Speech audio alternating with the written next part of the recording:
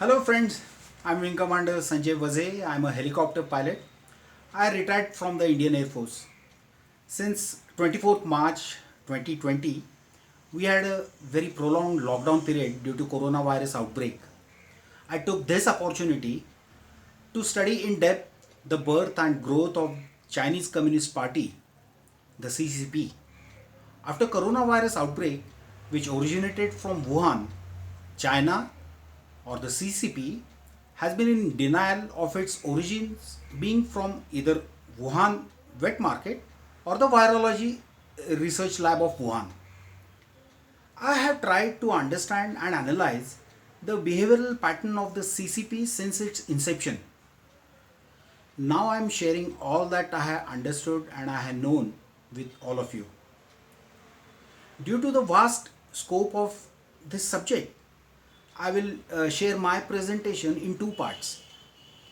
The first part, I'll speak about CCP prior to China's independence till 1949 when China became independent. And in the second part, we'll deal with the history of CCP in the current context and in the correct perspective. The aim of this presentation is to provide knowledge of the CCP, its birth, its ideology, its spread, and its traits so that the causes of the current situation can be analyzed. Please remember that the Chinese common man is very intelligent, hardworking, and has rich family values. We should make a clear distinction between the crooks of the CCP and the Chinese common man. The knowledge and analysis of the CCP will provide for the assessment of road ahead to the entire world. In other words, let's diagnose first and we'll treat it later. So I welcome all of you to the Republic of CCP, that is the Chinese Communist Party. I insist not to call it People's Republic of China because by definition, Republic is a nation that has an elected government and an elected leader. China has none. In reality, the people of China are suppressed, cheated, and crushed under the tyranny of CCP since inception. Secondly, by definition, a nation is a stable community of people formed on the basis of common culture, territory, ethnicity, and history. More importantly, it is not mere an aggregation of people who are turned into slaves or laborers who have no human rights and they are all put to work like machines by an autocratic regime with an agenda to make the entire world communist. The human being makes a nation. Human being is the soul of the nation. The soul of the nation is not infrastructure or the shiny buildings. Let us first understand how the CCP rose to such power in China. Some basics to start with. The ideology of communism was professed by Lenin and Marx.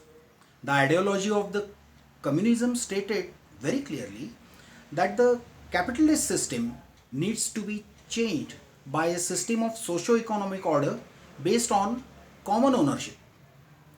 Communism is based on absolute hatred and class struggle. The ideology states that the violence and struggle are the only means to subvert the current social conditions and achieve communism. In 1918, the Soviets were the first to adopt communism on the lines of Leninism.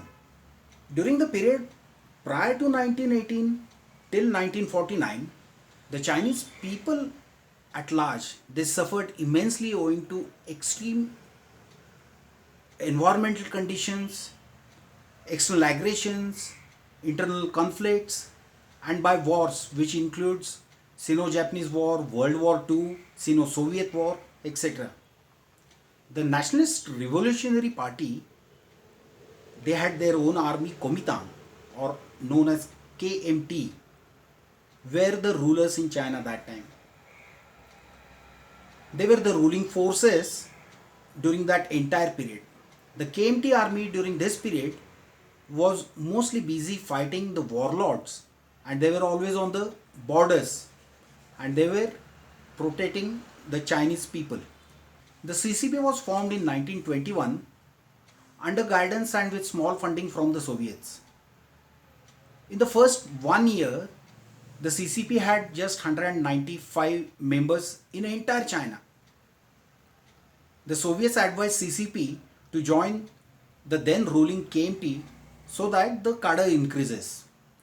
On their advice, that is the advice of the Soviets, the CCP formed an alliance with the KMT to be their political wing.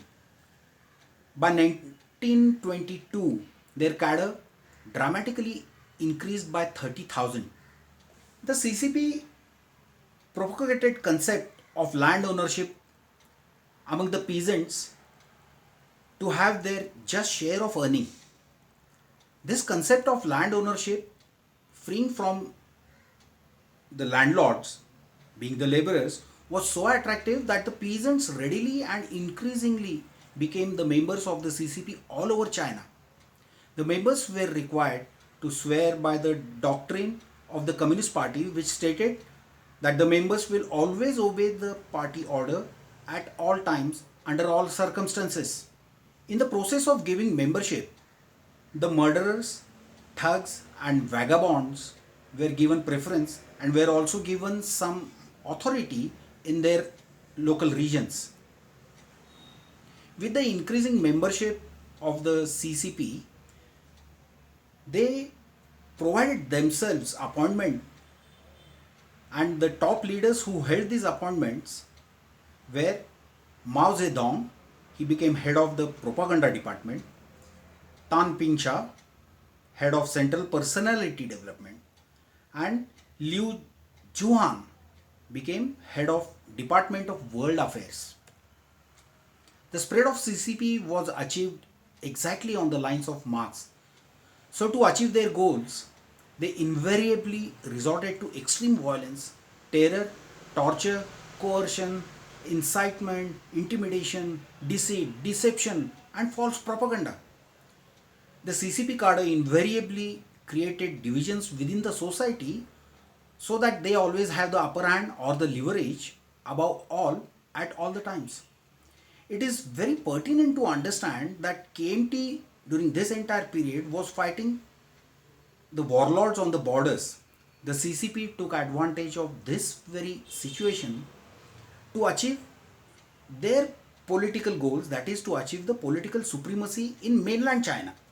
As the strength of the CCP grew and the KMT was busy battling with the Japanese forces, the CCP portrayed themselves to be anti-Japanese. But in reality, they supported the Japanese covertly so that the strength of the KMT cadre would reduce by a lot of suffering and casualties. The CCP covertly tried to persuade the KMT and the KMT soldiers to even coup against their own leaders, that is the KMT leaders. The CCP would organize mass armed rebellion and engage in violent clashes with the police on daily basis. In 1926, the KMT assigned its own army to control these rebel CCP. Most of the CCP leaders got arrested, putting an end to the alliance that was between the KMT and the CCP. Soon after, the KMT once again got busy on the frontiers, that is the borders, to fight the aggressors. In that period, the CCP accused the KMT of letting down the national revolution and undertook red terror all across China, killing lakhs of people, especially the landlords. In the absence of the army, the CCP gained strength once again. It grew up in strength once again. They went to the extent of then killing the middle level KMT army officers and their families. Thereafter, as the KMT returned back from war front with heavy casualties, They were also persecuted and killed by CCP cadre. The surviving KMT army officers, along with their families, escaped and took refuge in Taiwan.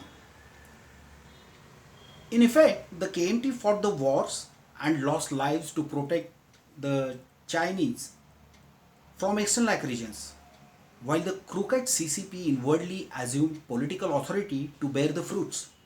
In 1949, when China got freedom from the British, the Communist Party was left to be the sole proprietor to rule over entire China. Now we will try and understand what was the modus of operandi in achieving absolute supremacy of the CCP. The CCP achieved all its goals and conducted all its campaigns under the garb of cultural revolution. Now let us understand how they rose to power from 1921 to 1949. This will also indicate and tell us about the sense of the CCP towards their own people, that is the Chinese people. Their main tools while achieving all their goals were, as always, deceit, deceive, incite, intimidate, rob, torture, and terrorize, coerce. Only those people who quietly and without any resistance aligned themselves to the CCP ideology and swore by the CCP doctrine survived immense red terror of the CCP during the entire period, which was called as revolution or the cultural revolution. In 1949, when the People's Republic of China was formed, Mao Zedong became the first president. He immediately started his campaign under the garb of cultural revolution. The CCP incited the peasants against the landlords. The CCP cadre, with the army of so many peasants, killed lakhs of landlords, grabbed all their lands. The peasants were now duly rewarded with a piece of land to themselves, which was promised by the CCP. The peasants were jubilant and very excited on receiving this award. But their excitement and their happiness was very short lived. The crooks of CCP soon announced that the entire land will now be cultivated under cooperative farming, and hence the land was taken over by the state, which was led by Chinese Communist Party. As I explained earlier, the National Revolutionists or the Kuomintang were systematically persecuted, sent to labor camps, or killed. During that period, China suffered disastrous famine. Millions lost lives due to starvation. In this period, CCP promoted a huge cultivation drive. The cultivation drive was not of the food grains but of opium, which was then sold in the international market to the traders. The opium was also sold in the areas which had more influence of the Kuomintang. This was done with an agenda to make the population in those areas drug addicts and ineffective. Membership by oath of the CCP was the only choice left for the Chinese people, because those who were not aligned in any way with the CCP ideology were being persecuted, they had to face public humiliation, or were killed. In 1957, Mao started another campaign called as Rectification Campaign. He asked the intellectuals, the professors within China to provide suggestions to rectify the errors of the CCP functioning. They were assured that they will not be persecuted for their suggestions. Many intellectuals and professionals wrote a number of suggestions. None of the suggestions went against in any way against the CCP or communism. But still, they were all hunted down, persecuted and killed, or they were all sent to labor camps. Regarding this rectification campaign, Mao had secretly told the top CCP Politburo members that he was undertaking the rectification campaign to draw the snakes out of their holes. Obviously, the thinkers and intellectuals are a big threat who can anytime question communism. Hence, they are snakes which the CCP drew out of holes and killed them. In simple terms, the minds, the brains, and the spirit of individuals had no place in Mao China, and the CCP eliminated them systematically and successfully. In 1966 now, the CCP formed a Red Guard army to remove the bad class from all main cities. The Red Guard force were guided by the local police to identify the houses of the bad class people, their friends, and their relatives. The bad class was labeled as counter revolutionaries. The bad class was either sent to labor camps, or they were imprisoned or killed, or sent to rural areas. After removing the bad class from the cities, the Red Guards initiated another movement to remove the bad class from the rural areas now. The CCP used the class theory, suggesting that the bad class was killed by good ones. Large scale persecution and execution ensured increased fear and authority of the CCP and its cadre all over China. As per Mao, this bad class was just about 5%, whereas the good class was the rest 95%. The CCP thereafter went on a campaign to take over the privately owned industries. The owners of the industries were all persecuted and killed or were sent on exile. Now let us not misunderstand this campaign as a genuine cleansing of the cities undertaken by CCP. It was totally contrary. The bad class included thinkers, intellectuals, writers, artists, academicians, and industrialists. Now that the CCP had made use of the Red Guards and had achieved their goals of removing the bad class from the entire society, the CCP thereafter labeled the Red Guards as antisocial elements, and the Red Guards were either killed or imprisoned.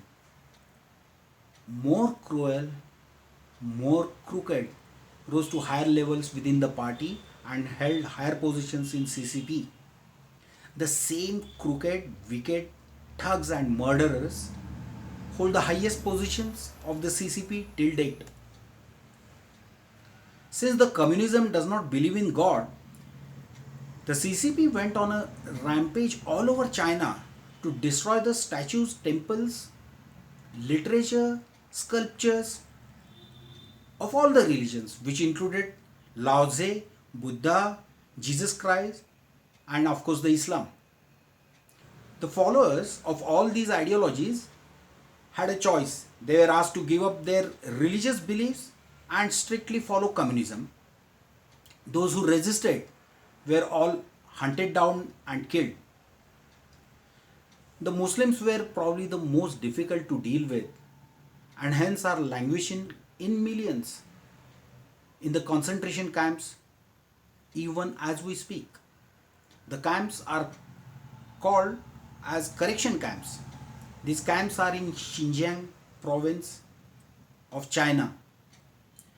These camps truly are the centers of absolute torture. Many of the Muslims are persecuted and executed routinely.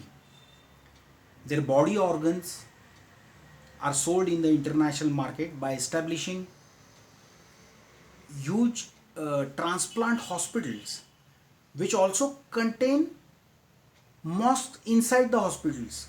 Why? Because the main clients of these hospitals were all rich Arabs. So they had to give them this facility so that they can offer namaz. Recently, USA received 13 tons of hair from China. When tracked back, by the customs department. The consignment originated from Xinjiang province, where the Muslim Uyghur community has been facing absolute tyranny and cruelty and atrocities of the CCP. The CCP, after destroying all the faiths, went to the extent of portraying Mao as the only god now. To portray him as the only god, the citizens were forced by order to recite a quote of any teachings of Mao every time they got onto a bus, or they called up somebody on phone, or they went to a grocery shop and they want to buy some item. For the masses, this was too crazy a restriction imposed. Some recited fanatically and some cynically. In either of the case, they had already come under the absolute control of the CCP, producing lies, tolerating lies, and relying on lies became the part of the people's life hereafter. The CCP had over this period not only exterminated the bodies of the Chinese people, but they had exterminated their minds, thoughts, and their spirit. Communism has since then been the only religion to be followed in China. In 1989, the Chinese students rose against the communist authoritarian regime at Tiananmen Square. The protest is also known as 89 Democratic Movement. The protest started on 15th of April and was suppressed on 4th of June by declaring martial law. The PLA used assault rifles and tanks to disperse the students from Beijing city. Thousands of students got killed and injured during these protests, and the agitation was brutally suppressed. The Chinese action then became famous as Tiananmen Square massacre. In 1999, Falun Gong, a famous spiritual leader, had following of millions of Chinese people. He still has millions of followers all over the world. Rise of any ideology becoming more popular than the Communist Party of China or the communism is perceived as the threat to the CCP. President Jiang Zemin used all the state apparatus which was at his behest and initiated an investigation all over China against Falun Gong and his followers. The internal security officials then submitted a report which stated that Falun Gong practice of exercise and meditation has improved the moral values among the masses to stand against the antisocial elements. The report also suggested that the CCP members should also undergo these practices and meditation in order to elevate their own minds. On the other hand, the Chinese Sports Authority praised Falun Gong exercises for improving the health and moral values and the ethics of the common man of China. A retired army general from China wrote to CCP stating that the CCP should view Falun Gong practices more compassionately, as the practices were in line with the Chinese culture and it promoted health and moral values to the people of China. Now all these suggestions and reports were just not acceptable to CCP. So what did they do? In China, the media is state owned. There is no independent media. The CCP used this tool for false propaganda. The Chinese media resorted to telling lies about Falun Gong. They labeled it as an evil cult. The propaganda continued for over a month before Falun Gong was persecuted. The CCP falsely implicated Falun Gong since they could not find anything wrong against him. Millions of his followers were either killed or imprisoned. The organs of the imprisoned were harvested and sold. Any person with a thought or ideology that is not exactly aligned with the ideology of the CCP is dealt with absolute cruelty. The CCP has no respect or regard to law and human rights. As a matter of fact, there are no human rights in China. The legislature is directly under the CCP, and the laws are made in such a fashion, they are so arbitrary that they will suit the functioning of the CCP in all circumstances. For example, the Chinese can be the owners of a house, but the land on which the house is built belongs to the state. Using this law, the CCP has forcefully evicted and demolished thousands of houses till now. That land thereafter is used by the state for its own projects. Huge stadiums and infrastructure for Beijing Olympics was built on the same lines by evicting the citizens from Beijing forcefully. Only those having close connections with the CCP members get an alternative residence. The others have to pay bribes to get an alternate shelter. Many times, thousands of houses in the rural areas are demolished. People are evicted in the garb of urbanization. Now, this housing development is given to the companies which have close association with the CCP members, or in many instances, they are from their own family. Mind you, the housing development in China contributes to 30% of its GDP. This has been the long and short of the sins of the CCP since inception. In my next video, I'll speak about the CCP in recent times or modern times and the road ahead after the current crisis. I thank all of you for giving me patient hearing, and I wish you and your families good health in times to come. Thank you.